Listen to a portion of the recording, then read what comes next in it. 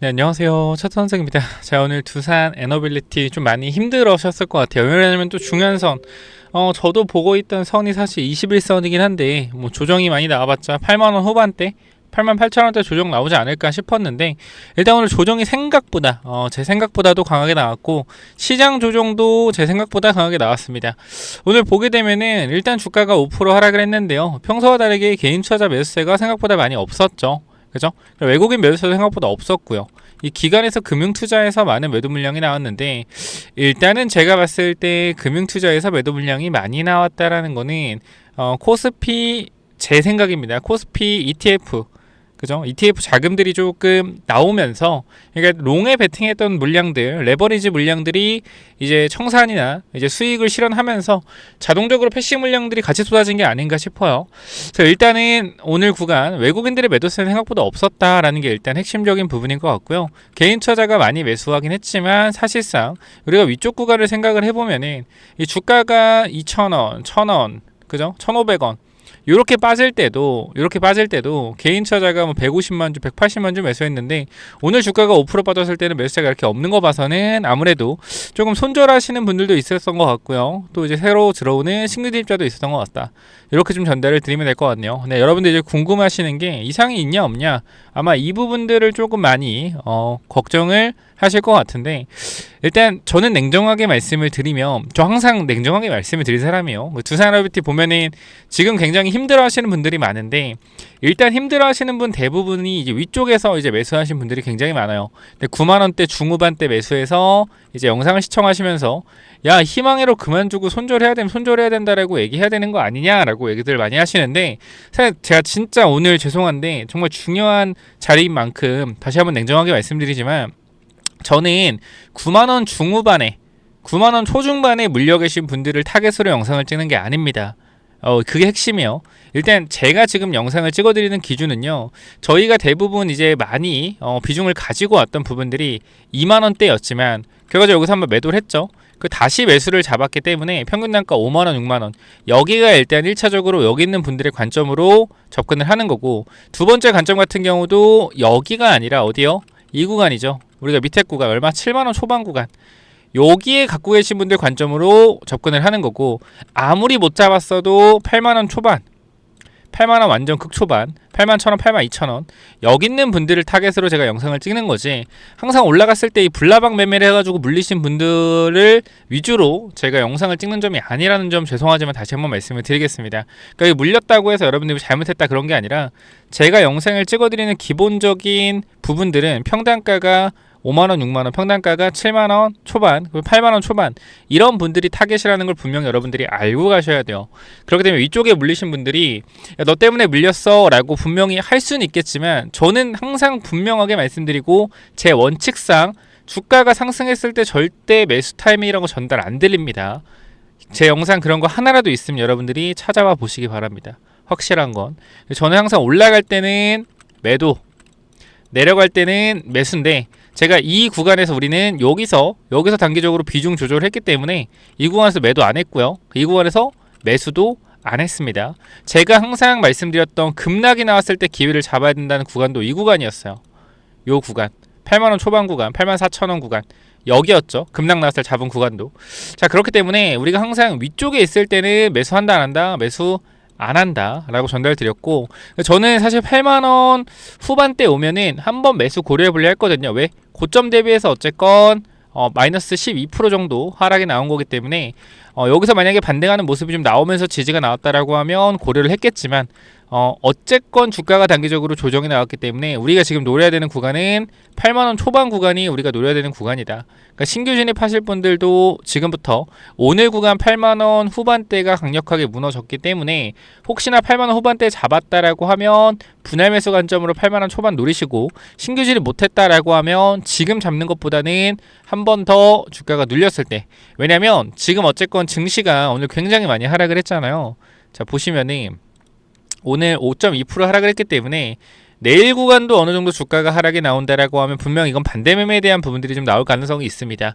반대매매가 나온다라고 하면 이 증시 자체도 단기적인 조정이 빠르게 나온 이후에 강한 상승이 나올 가능성이 높아서 일단은 우리가 지금 조급하게 잡기보다는 이번 주 코스닥도 에코프로나 에코프로 BM 실적 발표가 2월 5일에 발표가 준비되어 있기 때문에 단기적인 충격이 계속될 가능성이 일단 있다. 그러니까 조정이 빠르고 밑으로 강하게 나오는 만큼 반등에 대한 속도도 어때요? 반등의 속도도 굉장히 빠를 겁니다. 그렇기 때문에 현재 구간에서 여러분들이 뭐 걱정하셔야 되는 부분들은 사실 증시가 뭐 폭락하는 거에 대한 부분들이 아니라 여러분들이 가지고 있는 종목들에 대해서 비중 관리에 대한 부분들을 한번 고민을 해보시면 좋을 것 같아요. 그러니까 걱정이라기보다는 지금 고민하셔야 되는 건 증시가 고점이어서 이제 매도하고 나가야겠다라는 관점이 아니라 전체적인 섹터의 어느 정도 분산에 대한 부분들을 한번 고민해 보시는 게 좋을 것 같아요. 그러니까 뭐 고점에 물리신 분들이 있다라고 하면 여러분들이 지금부터 이제 선택을 하시거나 해야 되는 거는 내가 고점에 몰빵하면 안 되겠다라는 생각을 일단 기본적으로 하셔야 되고요. 지금 구간에서. 그리고 두 번째로 좀 하셔야 되는 거는 주가가 다시 올라왔을 때 어떻게 할 것인가에 대한 부분을 고민해 보셔야 돼요. 그러니까 우리가 이번에 이렇게 주가들이 하락할 때 저도 여러분들이 생각하는 것보다 주식의 금액이 꽤 많이 들어가 있습니다. 그래서 사실 하루에 많이 오르면 막 2, 3천만 원 오르고 많이 빠지면은 뭐 2천만 원, 1,500만 원 이렇게 빠져요. 근데 이거에 대해서 결과적으로 이 돈이 절대 적은 돈이 아니지만 저 같은 경우는 변동성에 굉장히 예민하지가 않아요. 왜냐면 항상 생각을 하고 있거든요. 이 정도까지 빠지겠다, 이 정도 빠지겠다. 두산 같은 건 사실 8만원 후반대를 생각하고 있었는데 오늘 증시가 냉정하게 말씀드리면 증시가 강력하게 하락을 했기 때문에 이 부분들에 있어서 좀 추가적인 하락이 공격적으로 나왔다 라고 좀 보여져요. 그래서 이 부분들도 사실 하락을 충분히 나올 수도 있는 부분이었다. 증시 하락하는 거 보면은. 그러니까 여러분들이 뭐 증시가 하락하는데 증시가 올라갔을 때는 두산이 올라가지도 않았는데 증시가 하락하니까 따라간다. 완전 개잡주 아니냐? 지금이라도 팔아야 되는 거 아니냐? 그러면은 지금이라도 파시면 돼요. 근데 못 팔잖아요. 그죠? 못 팔잖아. 왜? 고점에 물렸으니까. 그럼 지금 여러분들이 할 수 있는 건 뭐냐? 반등했을 때 비중 조절을 해야 돼요. 근데 반등했을 때 비중 조절 할 거냐 여러분들이? 안 하겠죠. 왜? 비중 조절 안 하겠죠. 왜? 애초에 몰빵으로 투자하시는 분들이기 때문에. 여러분들을 깔려는 게 아니라 항상 주식이라는 건 내려가는 부분도 생각을 해야 된다. 이게 물론 저는 8만원 후반대가 기본적인 조정 폭이라고 생각을 했지만 증시가 무너지면서 주가가 이렇게 하락을 했기 때문에 이 하락에는 일단 증시라는 부분들이 분명히 존재했다. 그러나 다시 한번 말씀드릴게요. 반등에 대한 흐름이 나오게 된다라고 했을 때 저는 일단 증시 반등에서는 이번 증시는 순환매가 분명히 돌 것이다 라고 생각을 해요. 순환매가 돌 것이다. 이게 무슨 말이냐면 우리가 지금 보시게 되면은 관심 종목을 잠깐 보면은 반도체 쪽에서 삼성전자 잠깐 보겠습니다. 보시면 삼성전자가 오늘 6%나 하락을 하면서 증시를 찍어 누르는 거의 주범이 되었는데 일단 우리가 여기서 생각을 해봐야 되는 건 삼성전자가 왜 하락했냐요. 삼성전자가 왜 하락했냐. 여러분들 이유 아세요? 삼성전자 하락한 이유? 모르시는 분들이 굉장히 많을 텐데 저는 사실 개인적 입장에서는 미국 시장도 아니고 캐비너시도 아니라고 생각해요. 그냥 제가 생각했을 때는 증설에 대한 뭔가 이슈들이 슬슬 나오고 있을 것 같다라고 생각을 합니다. 아침에도 제가 말씀드렸는지 모르겠지만 지금 구간에서 반도체 3사가 뭘 하고 있냐면 실수요자를 조사하고 있다라고요. 그러니까 지금 삼성전자나 SK 하이닉스나 마이크론이 지금 반도체가 없다라고 하는데, 그죠? 메모리 반도체가 이제 없다라고 하는데, 아니 분명히 이게 지금 공급이 이 정도로 들어가는데 메모리 반도체가 없을 리가 없는데 이렇게 생각을 하는 거예요. 그래서 고객사에서 메모리 가격이 오를 걸 대비해서 미리 많이 쟁겨두는 물량이 있는지 없는지 제대로 체크하고 있다. 자, 이 이유는 뭐냐면 만약에 삼성이나 SK하이닉스 마이크론 증설을 하는데 사실상 고객사에서 메모리 물량에 대한 재고를 몰래 보유하고 있었다라고 하면 증설했을 때 메모리 가격이 굉장히 폭락하지 않겠습니까? 그럼 사실상 증설을 하나마나 의미가 없을 수 있다라는 거. 예를 들어서 이 고객사들이 제가 반도체 얘기하는 이유가 있어요. 들어보세요. 자, 고객사들이 예를 들어서 메모리에 대한 재고가 진짜 없다라고 했을 땐 삼성이나 SK하이닉스나 마이크론이 증설에 대한 카드를 꺼내줄 수가 있습니다. 자, 그러면 이게 진짜 메모리가 엄청난 패닉바잉 계속해서 미친듯이 사는 이러한 분위기가 만들어진다라고 했을 때 1년에 10개 팔아서 개당 100달러를 받는데 이게 가격이 아마 그래도 한 150달러까지 오를 것 같아. 그러면 1년에 1500달러 벌죠. 근데 증설을 해서 20개를 만들면 메모리가 좀 상승세가 둔화되더라도 한 120달러 받을 수 있을 것 같아. 그러면 1년에 얼마 벌어요? 2,400달러 벌죠. 10개 팔아서 1,500달러 벌겠냐? 20개 팔아서 2,400달러 벌겠냐? 매출과 이익에 대한 구조를 생각을 해보는 거죠. 근데 여기서 고객사들이 분명히 재고를 만약에 숨기고 있다, 재고를 가지고 안 풀고 있다, 가격이 오를 걸 대비해서, 그럼 여기서 증설을 했을 때 사실상 뭐요? 고객사들은 이미 디램을 가지고 있기 때문에 이 부분들에 있어서 메모리 가격이 강력한 하락이 나올 수 있다. 그러면은 10개 만드나 20개 만드나 가격이 똑같다, 비용이 똑같다라고 하면 증설할 필요가 없겠죠. 그렇기 때문에 이 부분들이 저는 증설에 대한 신호가 조금 나오고 있다라고 생각을 하고, 삼성전자가 어느 정도 조정이 나왔을 땐 횡보하는 구간으로 갈 가능성이 있다. 메모리 가격이 떨어진다는 아니지만 떨어질 가능성이 제기가 되면 미래 가치를 당겨서 떨어질 거기 때문에, 그러니까 미래에 메모리가 떨어지겠지라는 기대감 우려로 주가가 하락을 하겠죠. 근데 여기서 계속적인 하락은 나오지 않겠죠. 왜? 데이터 센터에 대한 메모리 수요가 계속 필요하니까. 그럼 여기서 횡보하는 구간이 나오면 제가 뭐라 했죠? 데이터 센터에 대한 메모리 수요가 필요하다라고 말씀드렸죠. 자, 여기 생각을 해봅시다. 지금 반도체가 더 중요하냐, 전력이 더 중요하냐라는 부분에서 원래 시장의 분위기는 전력이 무조건적으로 필수다라는 분위기였어요. 근데 반도체 쇼티가 계속 나면서 사실상 전력이 많이 필요한 이유는 데이터 센터가 많이 지어지면 이 AI 연산 속도 때문에 데이터를 엄청나게 빨리 소모하면서 전력이 굉장히 많이 들어가죠. 그렇기 때문에 전력이 더 중요했다라는 거예요. 근데 지금 실질적으로 반도체 쇼티지가 나면서 데이터 센터에 들어갈 반도체 자체가 없기 때문에, 반도체가 없으면 뭐예요? 데이터 센터를 많이 못 만들죠. 데이터 센터가 많이 못 만들면 전력이 필요 없는 거예요. 지금 이 구조로 가고 있기 때문에 단기적으로 반도체 수급이 전력보다 조금 더 셌다라고 생각합니다. 자, 근데 우리가 생각을 해봐야 되는 거, 만약에 삼성전자가 증설에 대한 이슈가 나왔을 때 메모리 쇼티지가 해결이 되고 이 데이터 센터에 대한 증가가 원래대로 폭발적으로 일어난다라고 하면 메모리 가격이 어느 정도 하락을 했을 때 사실상 빅테크들의 비용이 굉장히 절감이 될 것이고, 그죠? 빅테크들의 비용이 절감되면 투자에 대한 속도를 빨리 확대할 것이고, 투자의 속도가 빨리 확대되면 결과적으로 데이터 센터가 빨리 지어질 것이고, 그러면 전력 수요에 대한 부분들이 더 커지지 않을 것인가 라는 관점이 제 관점이에요. 그렇기 때문에 지금 여기서 반도체 사이클을 일단 한번 돌았다라고 생각하고, 여기 삼성전자가 계속 가기보다는 삼성전자가 횡보 또는 조정에 대한 부분들 어느 정도 나오고 나서 증시가 조정에 나오겠죠. 그리고 다시 한번 횡보 이후에 증시가 반등하는 구간에서 전력이나 아니면 그동안 못 올랐던 조선이나 이쪽으로 좀 수급들이 많이 돌아가지 않을까 싶어요. 그리고 새로운 섹터 말씀드렸던 스테이블 코인이나 이 바이오 쪽도 우리가 주목을 좀 해보면 좋을 것 같습니다. 자, 그래서 제가 일단 전달 드리고 싶은 건 이 전력 섹터 도대체 언제 가냐. 일단은 반도체 사이클이 한번 조금 주춤하는 모습들이 나오기 때문에 여기서 섹터 순환에 대한 부분들이 나올 것이고, 조정 국면으로 갔을 때 뭐 해야 된다? 기회를 좀 잡아야 된다. 자, 그래서 저는 지금 구간 두산 에너빌리티에 대한 말씀을 좀 드리자라고 하면, 일단 많이 하락한 건 사실이지만 저는 추가 매수에 대한 타이밍을 한번 잡아보려고 해요. 제 평단은 어쨌건 낮기 때문에 추가 매수에 대한 부분들을 조금 잡아보려고 하고, 그 부분들은 제가 타이밍 나오면 여러분들한테, 그러니까 위쪽에서 몰빵하신 분들이 이제 굉장히 불안해하고 힘들어하시는 건 아는데 방법이 없어요, 여러분들. 그러니까 위쪽에서 몰빵하신 분들한테는 제가 뭐 드릴 말씀이 없습니다, 솔직하게. 그러니까 지금 대부분 뭐 댓글로 화내시는 분들 보면은 막 95,000원, 94,000원인데 너가 올라갈 것 같다 해서 안 팔았는데 이렇게 됐다, 막 이런 부분들이 굉장히 많은데, 어쨌건 보면은 제가 틀린 걸 수도 있겠죠. 근데 사실상 제가 영상을 찍는 거는 항상 올라간 사람들을 위해서 찍는 게 아닙니다. 미리 밑에서 준비를 했고 진짜 이제 수익 실현을 할 준비를 한 사람들과 함께 그분들을 위해 영상을 찍는 거기 때문에, 지금 당장 이렇게 물려있는 분들에 대해서 어떻게 대응을 해야 된다, 이런 관점을 잡아드리긴 좀 힘들어요. 그러나 아까 말씀드렸지만 비중 조절에 대한 부분들 계속 신경을 써라 라고 전달을 드렸고, 항상 어떤 부분들 비중 조절 계속 말씀을 드렸죠. 자, 우리가 이 구간에서도 얼마입니까? 83,000원 구간에서도 비중 조절 계속 말씀드렸고, 8만원 후반 구간에도 비중 조절 말씀드렸습니다.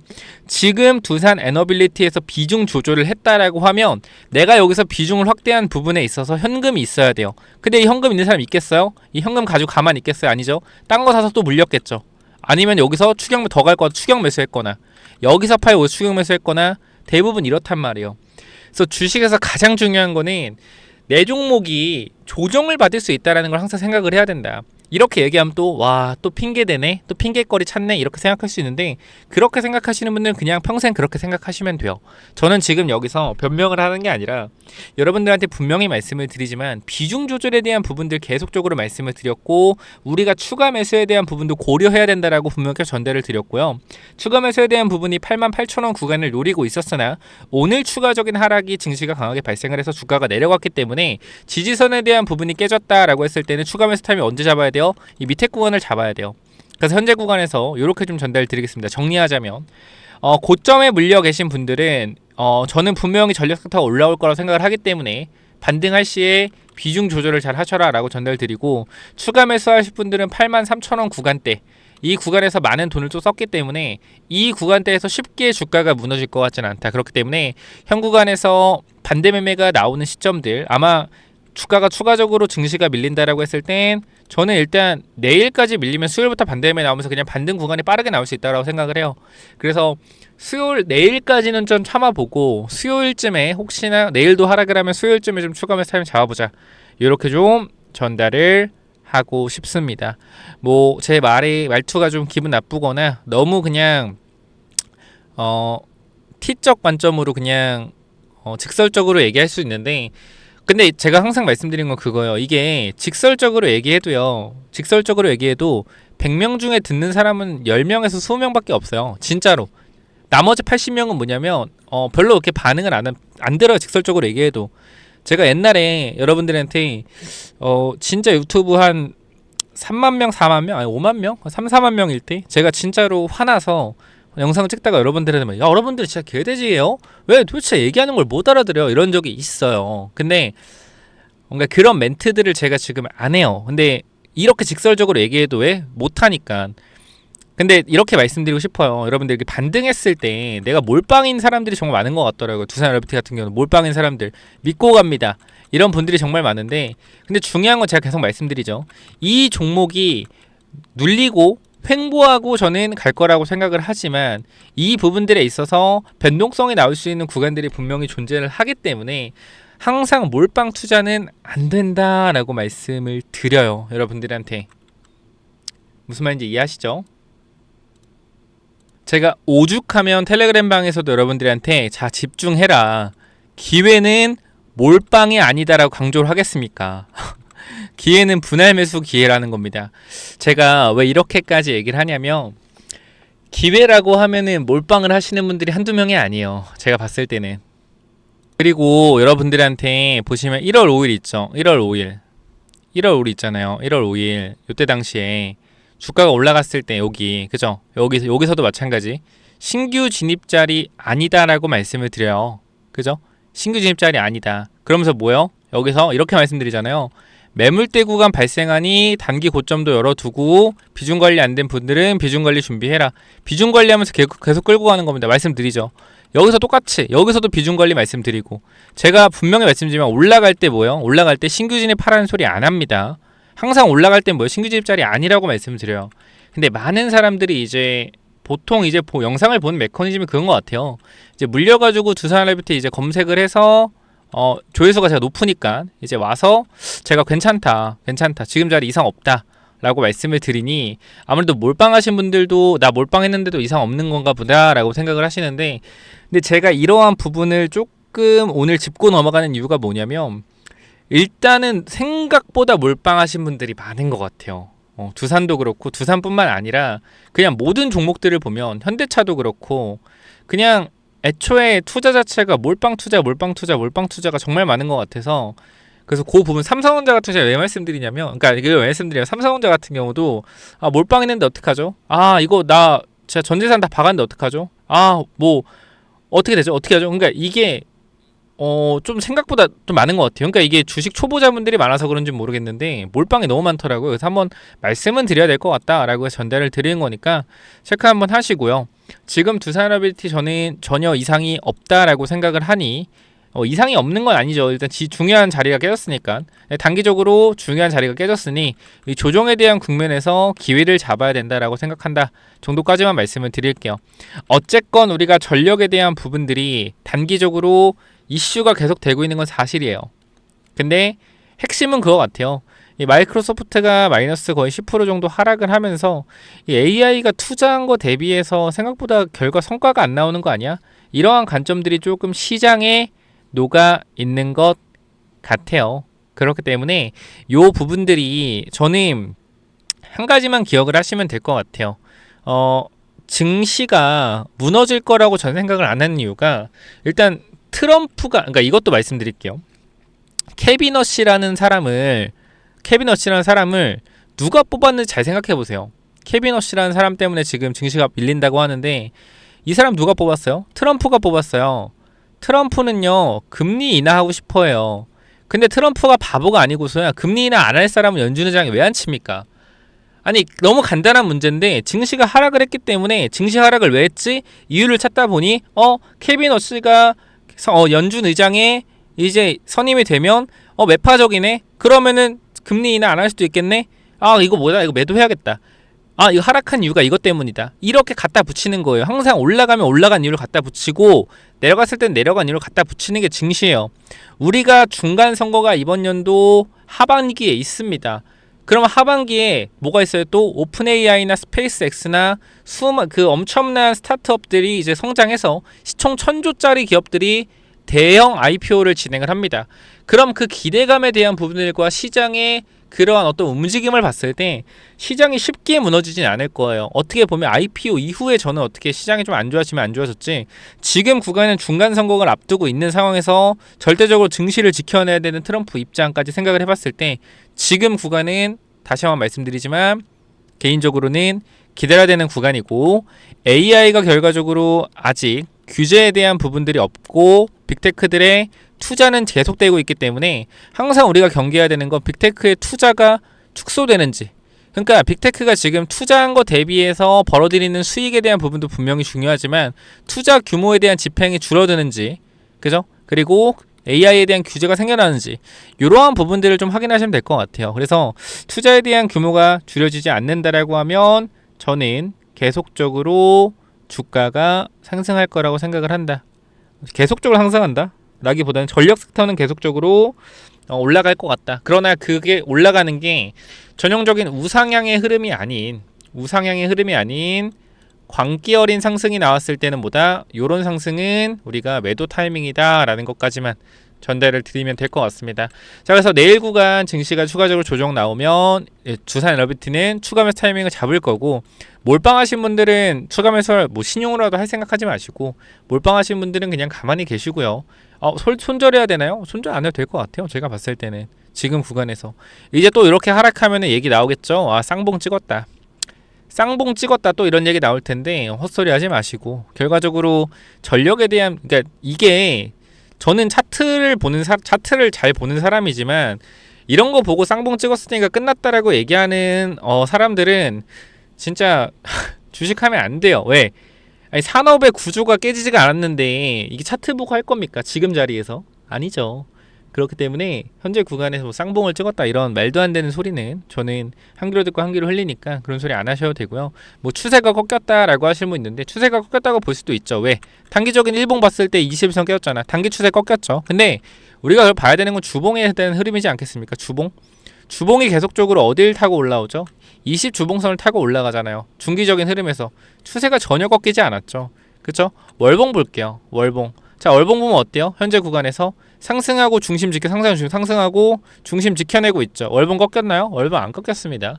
그렇기 때문에 지금 구간 저는 한 번 더 내려오면 기회 잡을 거니까 체크들 하시고 저와 함께 일단 구독, 좋아요, 댓글 한 번씩 부탁드리고요. 저와 함께 대응을 하시겠다라고 하시면, 추가하면 잡겠다라고 하시면 제가 내일 영상 빠르게 올려드릴 거니까 구독, 좋아요, 알람 설정만 하셔도 되고요. 조금 더 타점을 빠르게 잡고 싶다라고 하시면 이 분들은 010-845-951 이쪽으로 두산이라고만 남겨주시면 됩니다. 아시겠죠? 자, 여기까지 하고 마무리하도록 하고요. 오늘 특이한 거, 증시가 조정이 많이 나왔다라는 점. 근데 항상 생각하셔야 되는 겁니다. 증시가 조정이 깊게 강하게 나올수록 뭐한다? 반등 속도도 빨라진다라는 거. 여기까지 전달드리고 마무리할게요. 고생 많으셨고요. 크게 걱정 없는 것 같습니다. 제가 봤을 때는. 아시겠죠? 여기까지 하고 마무리할게요. 감사합니다.